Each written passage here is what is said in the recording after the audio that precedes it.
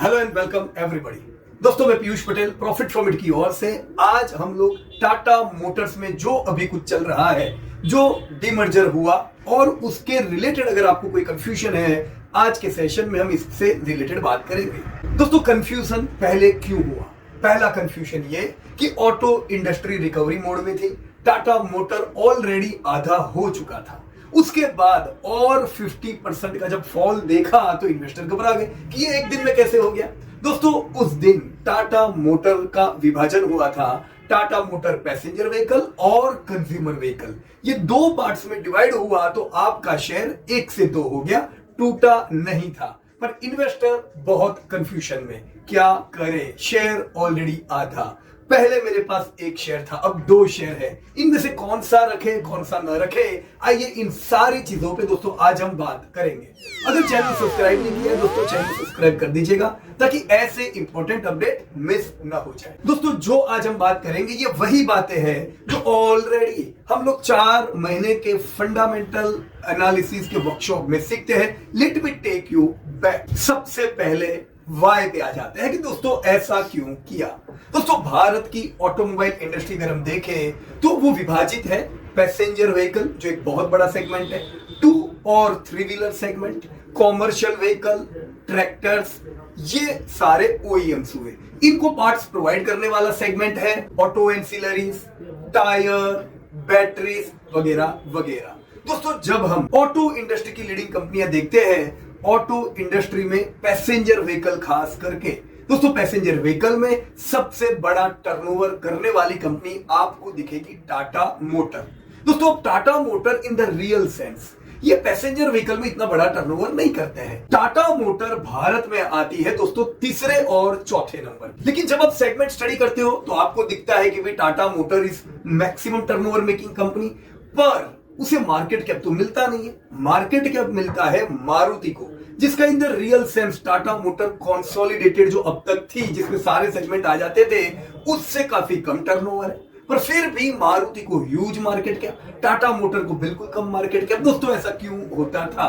तो बिल्कुल सीधी बात है दोस्तों, क्योंकि अब तक जो टाटा मोटर आप देखते थे उसमें टाटा मोटर का स्टैंड अलोन पैसेंजर व्हीकल का बिजनेस आता था जो 3रे और 4थे नंबर पे रहता है। Number 1 is Maruti in passenger vehicle. इसके अलावा दोस्तों जेएलआर जो एक बहुत बड़ा सेगमेंट है, जो दुनिया भर में अपनी प्रीमियम गाड़ियां बेचता है, उसका भी टर्नओवर इसमें ऐड होता था, जो एक ह्यूज टर्नओवर है। पर जब हम भारत की ऑटो इंडस्ट्री देखते हैं तो डोमेस्टिकली मारुति हमें नंबर 1 दिखती है, क्योंकि मारुति डोमेस्टिकली 40% गाड़ियां बेचती है। और टाटा मोटर अगेन मैं कह रहा हूं 3रे 4थे नंबर पे, नंबर 1 मारुति, फिर आती है दोस्तों कांटे की टक्कर है यहाँ पे, कभी कभी हुंडई आ जाती है, कभी महिंद्रा एंड महिंद्रा आ जाती है, कभी टाटा मोटर आती है। ये तीनों company 2nd number, 3rd number, 4th number पे घूमते रहते हैं। सो टाटा मोटर में ये पैसेंजर व्हीकल का टर्नओवर आता था, जेएलआर का टर्नओवर आता था, साथ में कॉमर्शियल व्हीकल सेगमेंट दोस्तों जिसमें ट्रक्स, बसेस आती है। दोस्तों कॉमर्शियल व्हीकल में Tata motor is number 1 in domestic market. इस बिजनेस में ग्रोथ नहीं मिलता है बहुत। तो होता क्या है, जब हम ओवरऑल कंसोलिडेटेड टाटा मोटर देखते हैं तो ये थोड़ा नीचे खींचता है, मार्केट कैप कम मिलता है। दूसरी इंपॉर्टेंट चीज कि टाटा मोटर पे ह्यूज डेब्ट है, तो ये ह्यूज डेब्ट बर्डन की वजह से भी उसको कम मिलता है। अब टाटा मोटर को जब आप मारुति से कंपेयर करोगे तो आप बोलोगे भी मारुति इज डेब्ट free, Tata motor is not, हुंडा इज डेब्ट free, Tata motor is not. जब आप इसे कॉमर्शियल व्हीकल की कंपनी से कंपेयर करोगे तो कॉमर्शियल व्हीकल में तो मुश्किल से कोई डेब्ट फ्री होता है। तो इन्वेस्टर को क्लैरिटी नहीं थी कि भी मेरा प्रॉपर कंपैरिजन कैसे हो।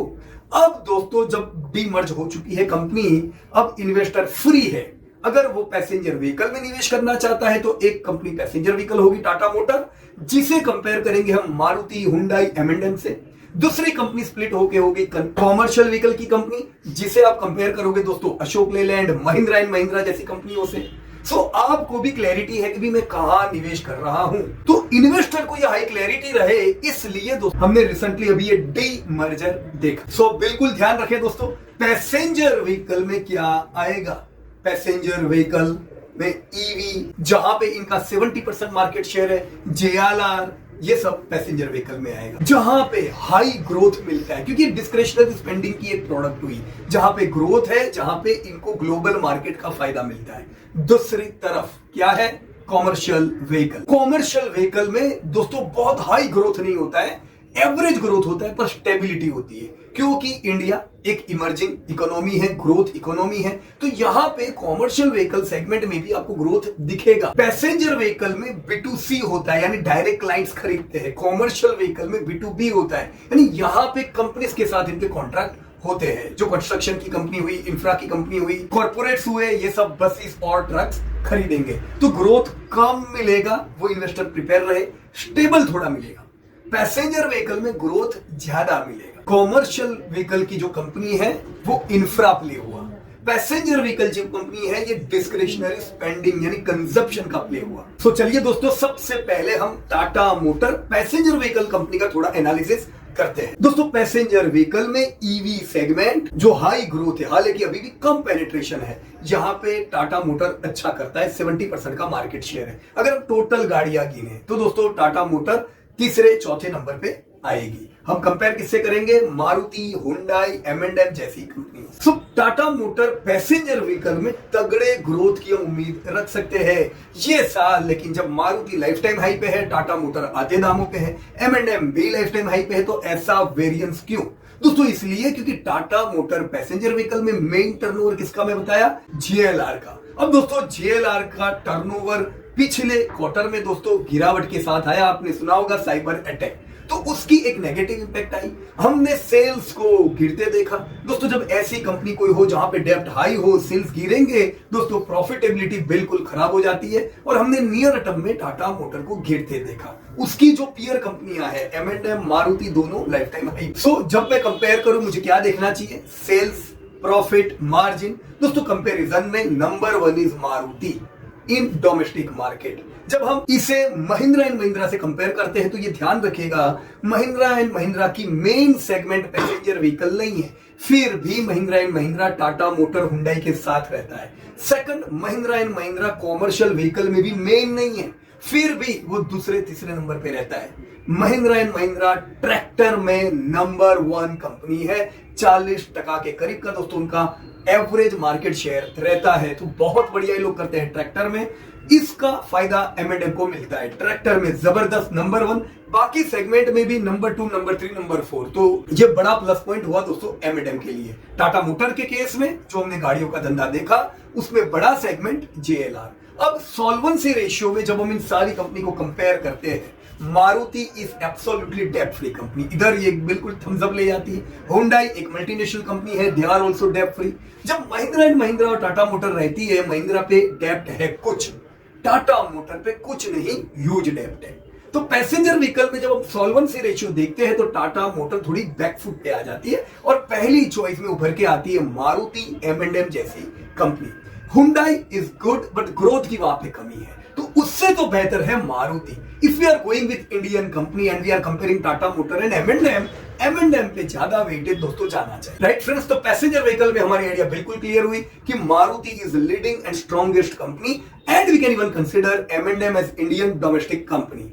अब हम आते हैं कॉमर्शियल व्हीकल। दोस्तों कॉमर्शियल व्हीकल जो सेगमेंट है ये डायरेक्ट बेनिफिशियरी है, गवर्नमेंट जो स्पेंड कर रहा है इंफ्रा पे, रोड पे, पोर्ट पे, उसका डायरेक्टली।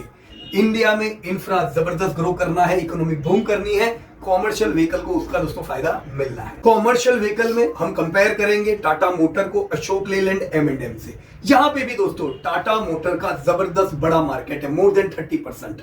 तो पैसेंजर व्हीकल में नंबर 1 वॉज मारुति, ट्रैक्टर में number 1 was Mahindra and Mahindra, commercial vehicle में नंबर 1 इज टाटा मोटर। जब हम अशोक लेलैंड को देखते हैं दोस्तों तो डेब्ट ऑलमोस्ट दोनों की सिमिलर है, डेब्ट टू इक्विटी रेशियो। तो मैं अशोक लेलैंड की और वेटेज क्यों दूं, फिर उससे तो टाटा मोटर बेहतर है। तो pure Tata motor commercial vehicle के लिए which is best? Yes we can go with Tata motor. Growth पर आप पैसेंजर व्हीकल जैसा उम्मीद रखोगे तो चलेगा?